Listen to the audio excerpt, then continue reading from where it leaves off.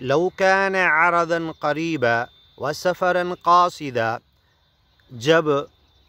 محمد پیغمبر صلی اللہ علیہ وسلم اپنے ایمانی گیانی مہاتماؤں کے ساتھ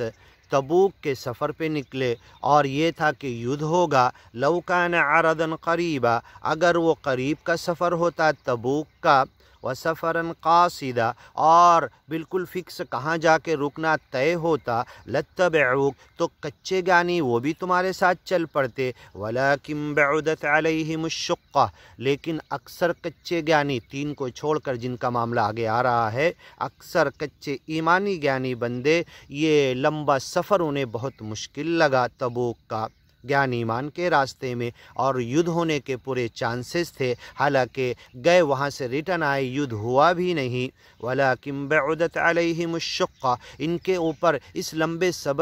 سفر کی مشقت بہت بھاری گزری، وسیحلفون باللہ، اے نبی رسول پیغمبر جب تم اس تبوک کے یدھ سے واپس جاؤ گے تو یہ آ کے جھوٹی قسمیں کھائیں گے، اللہ کے نام سے قسم کھائیں گے، جس گیان کو لیا اس مالک کے نام سے قسم کھائیں گے، لو استطعنا، کہ اگر ہمارے پاس طاقت ہوتی، سواری ہوتی، ہتھیار ہوتے، حالات ایسے ہوتے، لخرجنا معکم، تو ہم ضرور تمہارے ساتھ تبوک میں آتے اس یدھ کے لیے، یہلکون انفسہم، ایسی جھوٹی باتیں کہہ کے اپنے آپ کو ہلاک کر رہے، واللہ یعلم انہم لکاذبون، اللہ سچا مالک جانتا یہ سب کے سب جھوٹے ہیں، عفا اللہ عنک لما اذنت لہم، اور آ کر بولے، اجازت مانگے، پیچھے رہ گئے، معافی مانگے،